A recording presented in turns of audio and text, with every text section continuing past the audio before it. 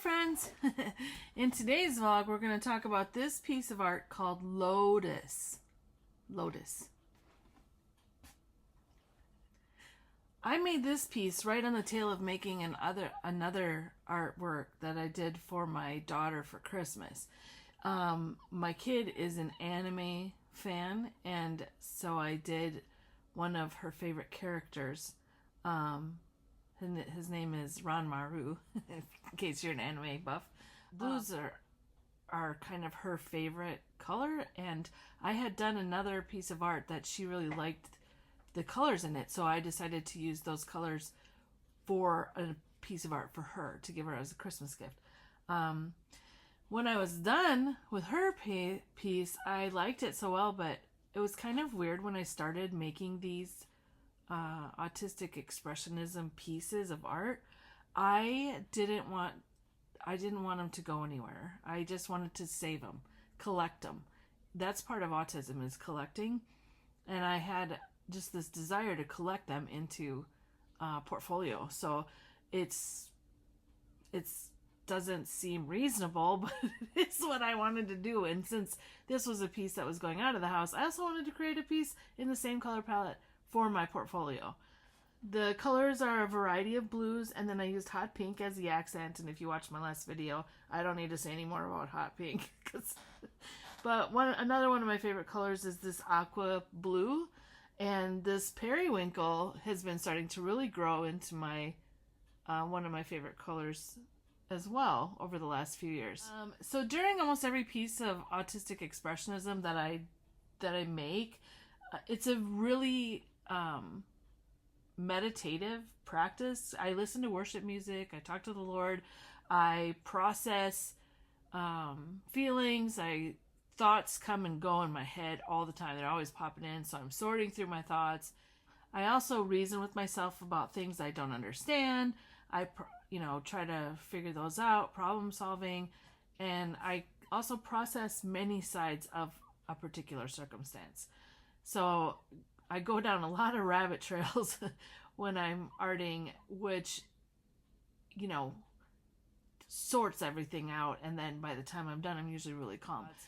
And this is how the art evolves usually. And at this time, I'm starting to have some regular signature kind of patterns, like the dots and the swirls. I like to do the rings. I like to do like straight lines kind of sporadically around the piece. And the funny thing is that when I made this was a day after Christmas, I believe. Our state of being in our home was, my husband was home on leave, and so he was very calm and relaxed, and my mom was here with me, and she was still recovering. My mom and I were sitting in the chairs crocheting, and all three of us were watching a lot of Christmas movies together, so it was just a very kind of companionable, quiet time. Christmas is over, even though I didn't really feel like I had Christmas yet because my kid hadn't come home, because I wasn't really having so many things to process and problem solve. And so with this painting, I kind of experimented and played more with patterns, and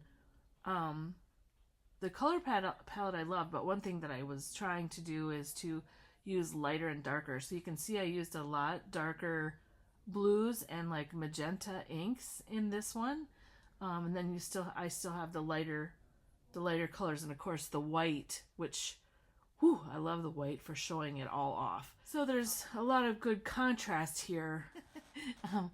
I can't honestly tell you where the lotus came from. Probably just something inner in me about drawing petals. I like to draw petals and leaves. I like to draw them realistic as well as illustrative. So I'm not too picky. I like the shapes.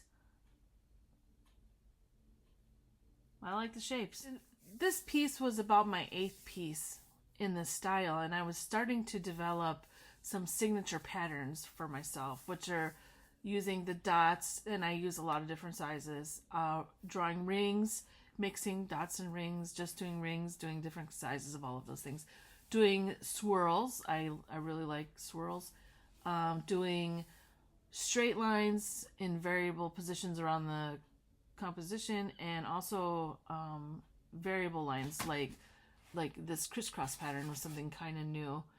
And then of course the repeating pattern, rainbow patterns that I do. Those are kind of signature patterns for me. If you look at my artwork, those are things that you would expect to see. But I think because I was in such a quiet and companionable state of being, I didn't have like tornado brain when I sat down to do this. And so I really wanted to try to experiment more.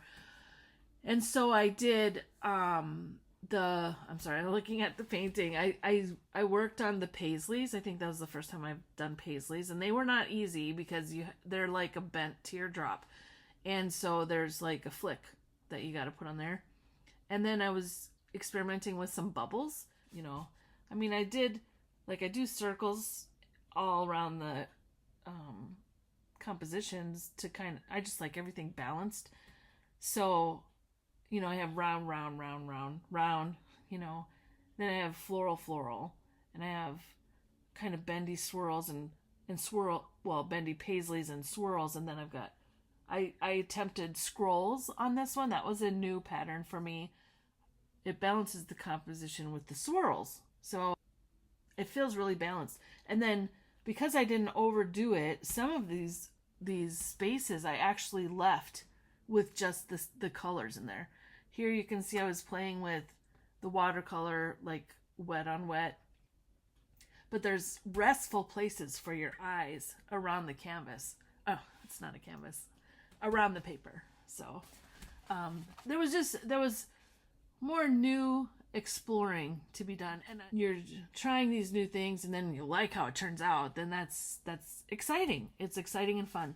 Another thing that I experimented with was, here you see the swirls are multicolored, and then when you're playing around, sometimes accidents happen, right? And so that happened in this. You can see where in the circular, it's like a target with the circular lines inside each other. I had brought a line together and it had overshot. So I ended up, trying to color it in and to make it match up. And what it did is it thickened the line, and I really liked how that turned out.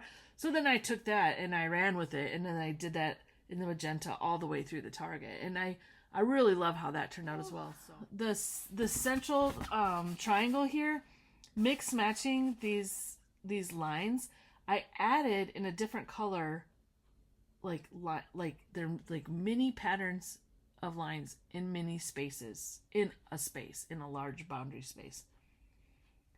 And that is actually a precursor to what becomes kind of one of my signature patterns later too. So, but I'll tell you about that on another video. So I don't know. When I got finished with this, I was extremely happy with it. I really like, there's a lot of balance. There's a central focus point. The colors are cohesive. The patterns are balanced, as well as the shapes are balanced, and the colors are balanced. I really like it, and I think that the next time I redo my studio wall, I'll probably frame this. I'm thinking about picking out some of my art and framing it and making it a wall in my studio. My thought process as I did it was more about joyful exploration than processing of stressful or heavy emotions and experiences in my life at the time. So it's fun. Like when you're doing art, you can do art for fun, which is a really great way to learn. And you can also do art for processing. And you can also, art is just like an emotional gateway. It's another language.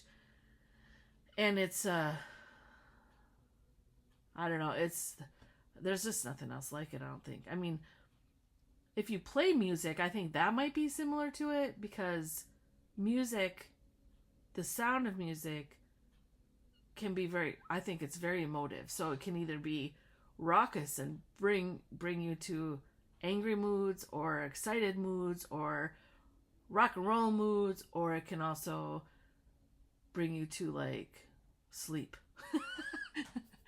Yeah, so I think that's about it for today's video, and I hope you liked it, the painting. And if you like the video, I hope you like and subscribe, and tell me what you like about the painting, or tell me how you tell me what happens in your art experience when you're painting and drawing. I would love to hear from other people what they experience when they're doing art as well. God bless you, my friend. Thank you for watching and spending your time with me today. Bye.